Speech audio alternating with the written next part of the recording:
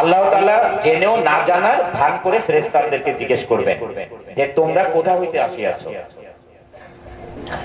তখন আল্লাহ তাআলা ফেরেশতাদেরকে আবারও জিজ্ঞেস করবেন ওই মজলিসে কি নিয়ে আলোচনা হচ্ছিল, যে হে আল্লাহ ওইখানে আল্লাহ এবং রাসূল নিয়ে আলোচনা হচ্ছিল, আর রাসূলের সুন্নত এবং আল্লাহ তাআলার যে ফরজ আল্লাহ তাআলাকে নিয়ে আলোচনা হচ্ছিল। তখন আল্লাহ তাআলা আবার জিজ্ঞেস করবেন তারা কি আল্লাহকে দেখেছে? তখন ফেরেশতাগণ বলবেন যে হে আল্লাহ তারা তো আল্লাহকে দেখেন না। তখন জিজ্ঞেস করবেন যে তারা যদি আল্লাহকে দেখতো তাহলে কি করত? তখন আবার ফেরেশতাগণ বলবেন যে তারা যদি আল্লাহকে দেখতে পাইতো তাহলে আরো তারা আল্লাহকে পাওয়ার চেষ্টা করত। এমন করতে করতে এক সময় জিজ্ঞেস করবেন যে তারা কি হইতে পানা চাইয়াছে?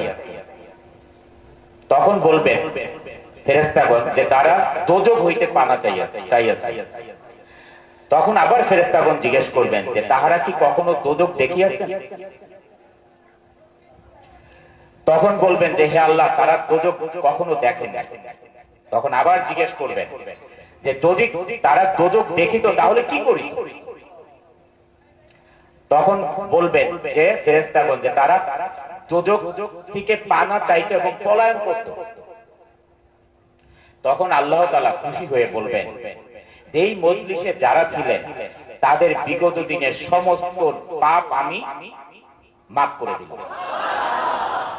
তাহলে বন্ধুগণ, এবার আমি আগে যেটা বলেছিলাম যে অনেক ছোট ছোট কাজে আল্লাহ তাআলা আমাদের নেক রেখেছেন। আমরা যখন সকালে ফজর নামাজ পড়তে যাই, আমরা আগামীকাল আল্লাহ তাআলা যদি আমাদেরকে হায়াত দারাজ করেন, আমরা আগামীকাল যদি বেঁচে থাকি আমরা মসজিদে ফজর নামাজ পড়তে যাব। ফজর নামাজ পড়ে আমরা দৌড়াদৌড়ি না করি বাসায় আসার জন্য।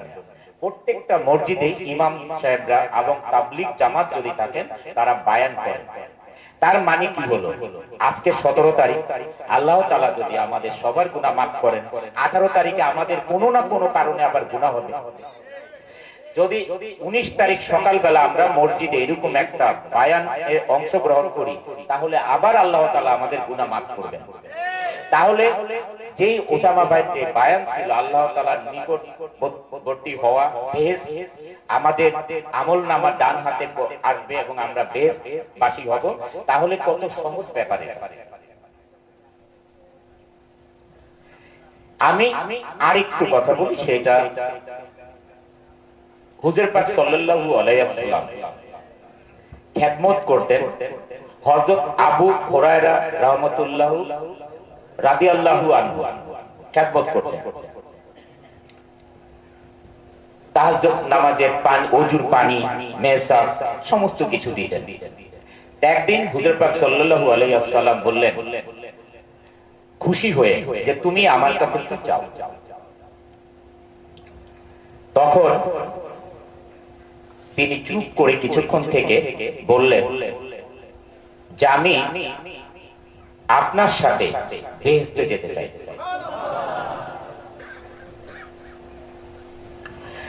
তখন হুজুর পাক সাল্লাল্লাহু আলাইহি ওয়াসাল্লাম বললেন যে তুমি আমাকে বেশি বেশি সিজদার মাধ্যমে সাহায্য করো। আল্লাহকে মানে আল্লাহর জন্য বেশি বেশি মানে সিজদার মাধ্যমে আমাকে সাহায্য করো। তাহলে এটা কি দাঁড়ালো বন্ধুগণ? মানে একমাত্র আমাদের নামাজ হচ্ছে আমাদের বেহেশতের চাবিকাঠি। নামাজ হচ্ছে আল্লাহর কাছে ফরিয়াদ করা। একমাত্র আল্লাহ তাআলা কবুল করবেন নামাজ পড়ে যদি আল্লাহর কাছে আমরা পানা চাই। না হলে হুজুর পাক সাল্লাল্লাহু আলাইহি ওয়াসাল্লাম তো বলতে পারতেন সাথে সাথে যে ঠিক আছে, যেহেতু তিনি একমাত্র প্রথম বেহেশতে যাবেন, বেহেশত খুলে দিবেন, তাহলে তো বলতে পারতেন যে তুমি আমার সাথে যেও। হ্যাঁ, তাহলে কি বললেন এখানে যে বেশি বেশি সিজদার মাধ্যমে আল্লাহ তাআলা বেশি বেশি আল্লাহর কাছে আমরা কাকে সিজদা করি? আল্লাহকে।